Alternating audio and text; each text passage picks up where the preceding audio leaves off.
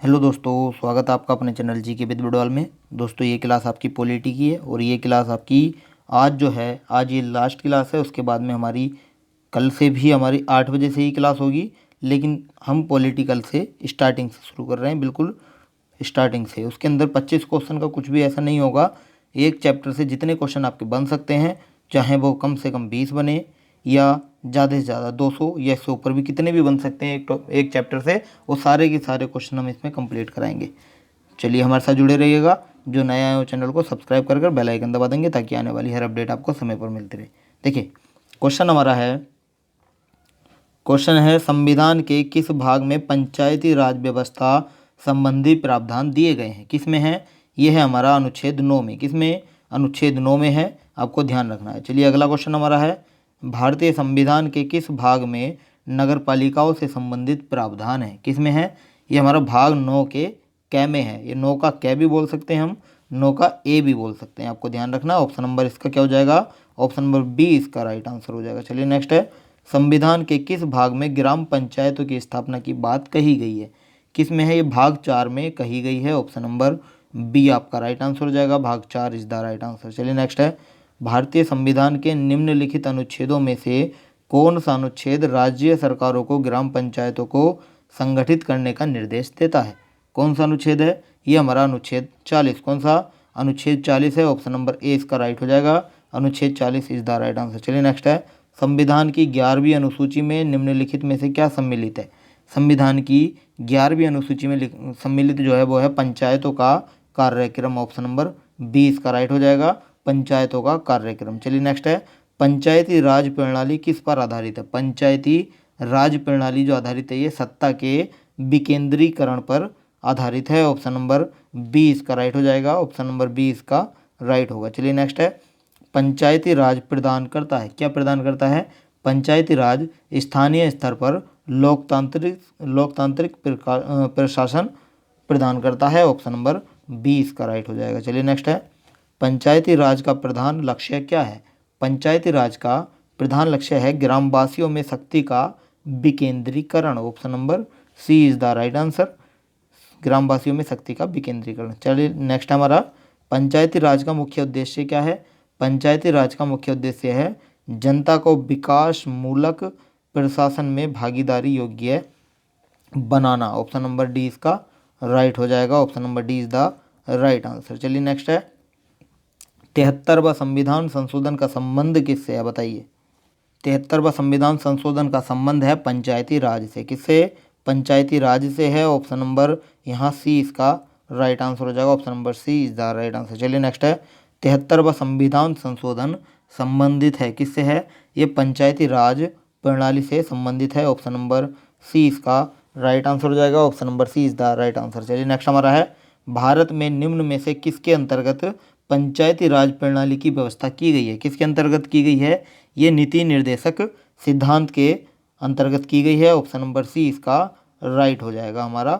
अगला क्वेश्चन है, चलिए अगले क्वेश्चन पे चलते हैं। अगला क्वेश्चन है किस संवैधानिक संशोधन द्वारा पंचायती राज संस्थाओं को संवैधानिक दर्जा प्रदान किया गया है। किसमें?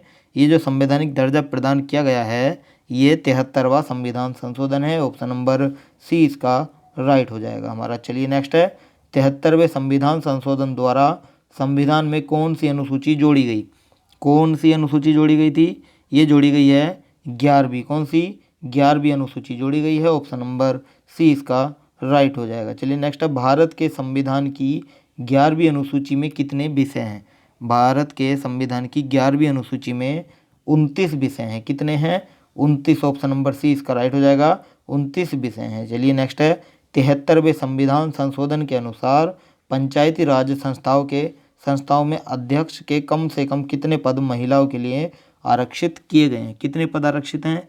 ये हैं 1/3। कितने हैं? 1/3 यानी 1/3। आपको ध्यान रखना है 1/3 इसका राइट आंसर हो जाएगा। चलिए नेक्स्ट है 73वीं संविधान संशोधन के प्रावधानों को समाज के किस वर्ग को सत्ता हस्तांतरण की दृष्टि से ऐतिहासिक कदम माना जाता है। किसमें? ये माना जाता है महिला वर्ग में। किसमें? महिला वर्ग। ऑप्शन नंबर डी इसका राइट हो जाएगा। महिला वर्ग इसका राइट आंसर हो जाएगा। चलिए नेक्स्ट हमारा है 73वें संविधान संशोधन की विशेषता नहीं है। क्या नहीं है? 73वें संविधान संशोधन की विशेषता महिलाओं के लिए 2/3 आरक्षण, यानी कि महिलाओं के लिए 1/3 आरक्षण है, ना कि 2/3। इसका राइट आंसर, इसका जो राइट आंसर हो जाएगा ऑप्शन नंबर डी हो जाएगा। Option number D is the right answer. चलिए नेक्स्ट है, 73वें संविधान संशोधन द्वारा पंचायती राज संस्थाओं के लिए किस तरह के चुनाव का प्रावधान किया गया है? किस तरह के चुनाव का?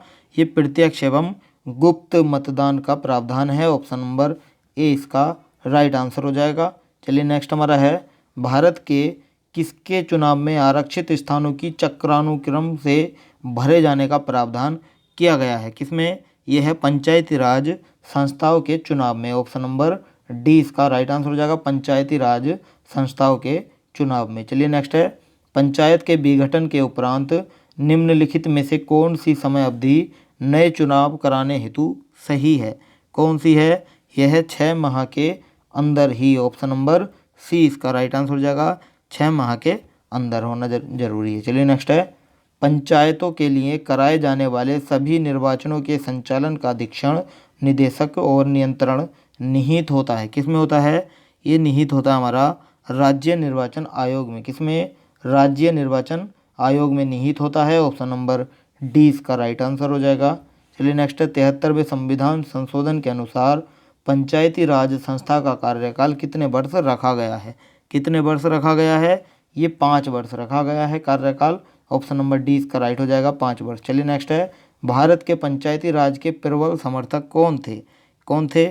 महात्मा गांधी थे, सिद्धराज दृढ़ा भी थे, राजीव गांधी, यानी कि ये तीनों थे। ऑप्शन नंबर डी हो जाएगा, उपयुक्त सभी इसका राइट आंसर हो जाएगा। चलिए अगले क्वेश्चन पे चलते हैं। हमारा अगला क्वेश्चन है, पंचायती राज संस्थाओं में महिलाओं तथा दुर्बल वर्गों के अधिक प्रतिनिधित्व के समर्थक कौन थे? लाल बहादुर शास्त्री, जवाहरलाल नेहरू, मोरारजी देसाई या राजीव गांधी? कौन थे?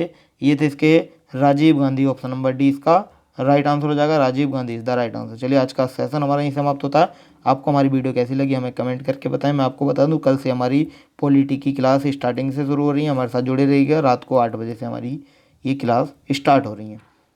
तो चलिए फिर मिलते हैं कल न्यू बैच में।